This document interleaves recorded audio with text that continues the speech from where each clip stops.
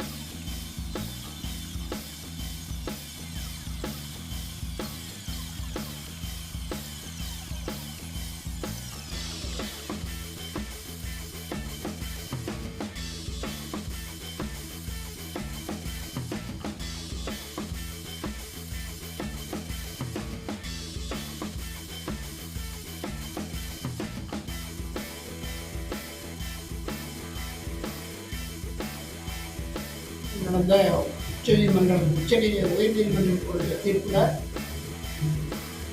அண்ணன் எடப்பாடி கழகத்தினுடைய இடைக்கால பொதுச் செயலாளர் அண்ணன் எடப்பாடியார் தலைமை கழகத்தினுடைய சாவியை ஒப்படைத்து அனைத்து இந்திய அண்ணா திமுக கழகம் நான் எடப்பாடியார் வந்தார் என்பதை உறுதிப்படுத்தியிருப்பதை நாங்கள் வரவேற்கிறோம், மகிழ்ச்சி அடைகிறோம் என்பதை நான் முதலில் தெரிவித்துக் கொள்கிறேன். ஒட்டத்தலைமை வருமானம் எதிர்பார்த்துருந்தீங்க, இப்போ ஒட்டத்தலைமை கிடைச்சிருக்கு, அதிமுக எப்படி செயல்படும்? தலைமை வேண்டும் என்று அனைத்து தொண்டர்களும், பொதுக்குழு செயற்குழு உறுப்பினர்களும், கழகத்தில் உள்ள 1 கோடி தொண்டர்களும் இந்த இயக்கத்திற்கு ஒற்றை தலைமை வேண்டும். ஏன்னா இந்த புரட்சித் தலைவர் எம்ஜிஆர், புரட்சித் தலைவி அம்மா போன்ற ஆளுமை மிக்க தலைவர்களுடைய இயக்கம் இது இரட்டை தலைமையாக சரிவர செயல்பட முடியாமல் இருந்தது. ஆனால் எடப்பாடியார் அவர்கள் இன்றைக்கு ஒற்றை தலைமையாக கழகத்தினுடைய பொதுச் செயலாளராக இடைக்கால பொதுச் செயலாளராக இருக்கிறார். இன்னும் 4 மாத காலத்தில் ஒற்றை தலைமையாக பொதுச் செயலாளர் தொண்டர்களுடைய ஆதரவோடு, ஒட்டுமொத்த 1.5 கோடி தொண்டருடைய ஆதரவோடு மீண்டும் பொதுச்செயலாளர் பொறுப்பேற்பார். இதனுடைய தாக்கம் கண்டிப்பாக அதிமுக தமிழகத்திலே ஆட்சியை அமைக்கக்கூடிய வாய்ப்பை ஏற்படுத்திக் கொள்ளும். திமுக அது காரணம், திமுக அந்த 14 மாதம் ஒன்றுமே செய்யலை, மக்கள் விரோதத்தை கடைபிடிச்சிருக்கிறாங்க தெரிவிக்கிறேன். அதனால் எடப்பாடியார் அவர்கள் இந்த இயக்கத்தை மீண்டும் சொல்லுகிறேன், பொலிவோடும் இந்த இயக்கத்தை நிறுத்தி இந்த திமுக நிறுத்தி ஒற்றை தலைமையாக அனைத்து இந்திய அண்ணா திமுகவும் வெற்றி பெற உயர்நிலைக்கு கட்சியை உயர்த்தி நிறுத்தி ஆட்சி கட்சியில் அம்மாவுடைய ஆட்சியை கொண்டு வர என்று தெரிவித்தார். இந்த ஒற்றை தலைமை விவகாரத்தில் உங்கள் திருவள்ளூர் பகுதியில் தொண்டர்கள் என்ன கருத்து சொல்லியிருந்தாங்க, இப்போ இதை இந்த தொண்டர்கள் எப்படி பார்க்குறாங்க? இங்கே எல்லாருமே ஆனால் எடப்பாடி தலைமை இருக்காங்க. இங்கே ஓபிஎஸ்க்கு யாரும் ஆதரவாளர்கள் யாருமே இல்லை.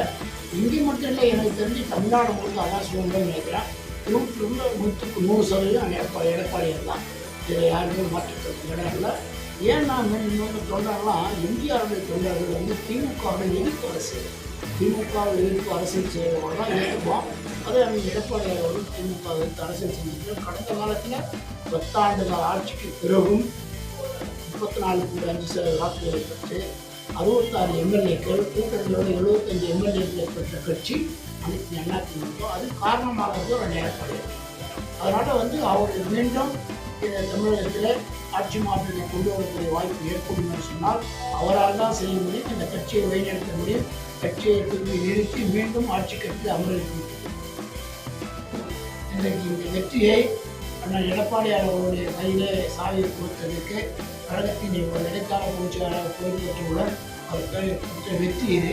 இந்த வெற்றி மீண்டும் எதிர்காலத்தில் ஆட்சி அமைக்கக்கூடிய வாய்ப்பை ஏற்படுத்தக்கூடிய வாய்ப்பை எடப்பாடியார் செய்து தருவார் என்பதை இந்த நேரத்தில் முடிச்சு. இப்போ ஒற்றத்தலைமை எடப்பாடி வந்திருக்கு. இப்போ ராணுவ கட்டுப்பாடு செயல்படும் கட்சி ஒட்டத்தலைமை வந்திருக்குங்க. அதனால இப்போ 25ஆம் தேதி அவர் வந்த உடனே ஆரம்பிச்சுட்டாரு கண்டனம் ஆர்ப்பாட்டம். மின்சார கட்டணம் ஏற்றிருக்காங்க, வீட்டுக்கு வரி உயர்த்திருக்காங்க, சட்டம் ஒழுங்கு சீராக இல்லை, எல்லா நிலையிலையும் திமுக அட்டை ஃபெயிலர். அது இன்றைக்கி வந்த உடனே 25ஆம் தேதி அவரும் கண்டனம் ஆர்ப்பாட்டத்தை மாவட்ட தலைநகரங்களில் நடத்தி சொல்லி அறிவிச்சிருக்கார். அது மிக சிறப்பான முறையில் கண்டன ஆர்ப்பாட்டம் நடைபெறும். தொடர்ந்து அவர் திமுகவுக்கு எதிர்ப்பு கொடுத்து திமுகவுடைய அவருடைய ஆட்சி அதிகாரத்தினுடைய அவருடைய சர்வாதிகார போக்கையும் எதோச்சார போக்கு கண்டிப்பாக கண்டித்து இந்த தமிழ்நாட்டில் மீண்டும் அம்மாவுடைய ஆட்சியை எடப்பாடியார் தலைமையில் தமிழகத்தில் அமையக்கூடிய வாய்ப்பு மிக சிறப்பாக இருக்கிறது என்பதை தெரிவித்துக் கொள்கிறேன்.